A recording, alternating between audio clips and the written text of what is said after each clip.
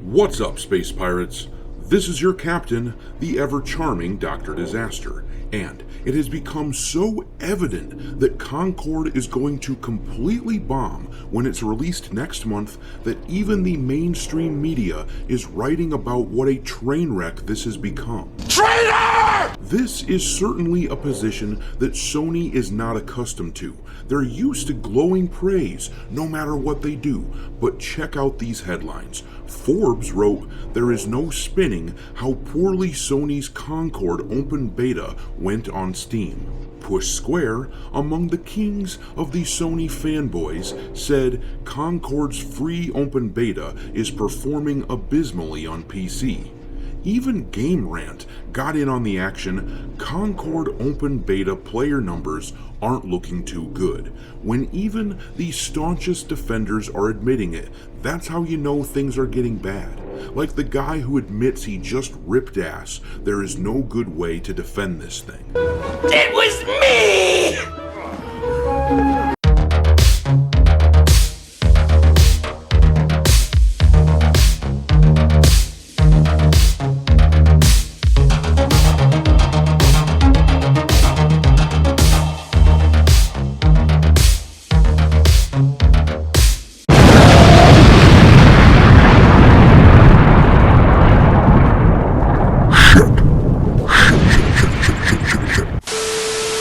Alright, me hearties, make sure you like this video and subscribe to the channel if you haven't already, and also, don't forget to follow me over on X or Twitter or whatever you want to call it these days. I keep a list on there of games that are lousy with woke and DEI shit pinned to my account for your reference. My handle on the platform is Dr. Disaster 1. Anyways, we gotta talk some more about Concord and what an absolutely abysmal failure this thing is going to be when it releases in exactly a month. As I'm sure most of you know by now, the open beta for this game occurred this past weekend, and things are looking pretty damned grim for the game. Like Suicide Squad Kill the Justice League kinda grim. You'd think that Sweet Baby Inc. was involved with this thing with as badly as the beta went. The Steam charts tell you the story pretty well. The game was free to play for anyone who wanted to try it out, and they only had a peak number of 2,388 players concurrently over the weekend. How in the bloody hell can anyone expect this game to do well when it's released next month with a price tag of $40 when they can't even get people to try it out for free? This confirms pretty much everything we've been saying about the gaming industry for a while now, that people don't care for characters that look as shitty as this.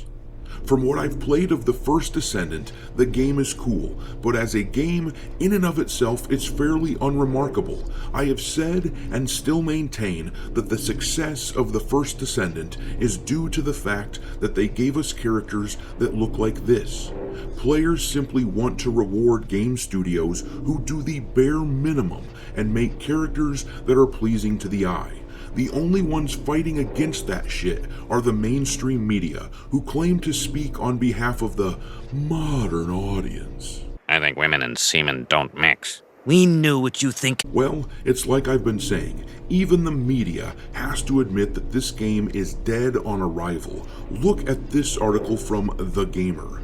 Concord fails to crack Steam's 750 most wishlisted games after disappointing beta. Oh no. That is really bad. They can't even make the top 750 most wishlisted games? This thing is going to be a bloodbath when it comes out. But down in the article it says, when I began my analysis of Concord's position in Steam's most wishlisted charts, I expected it to be somewhere near the top given its imminent launch. I didn't expect to have to scroll and scroll and scroll to find where it sat. After pinpointing its location, I counted backward and found that the title was well outside the top 750 games in the wishlist charts, a damning indictment if ever there was one. Usually, a successful demo or beta will drive players to wishlist a title on Steam, reminding them to purchase it upon or close to release. This is something that Concord's recent open beta has evidently failed to do. Yeah, no kidding. Nobody wants to play this game because that modern audience that they talk about all the time, the one that is apparently allergic to TNA, the one made up of insufferable woke scolds who suck all the fun out of any room that they're in, those people do not play video games. They don't do much of anything besides piss and moan about other people who are trying to have fun on their own. The only logical reason that I can think of for these companies to continue to attempt to cater to such an audience is that they can't see the woods for the trees. They themselves are made up of activists instead of game developers, so they don't see anything wrong with what they're doing. This tweet from Smash JT showcases this. The tweet says, Firewalk Studios, the studio behind the impending Concord flop, has serious internal issues. One of their devs, Lisa Brown, came out as non-binary and forced everyone at the company to refer to her as Professor.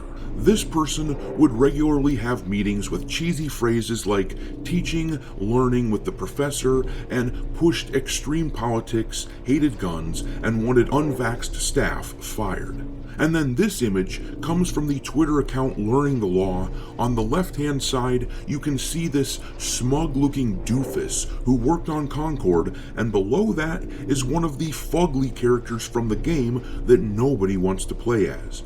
And then, on the right, you got a normal-looking guy who happened to work on the First Descendant, and then below him is a character from that game.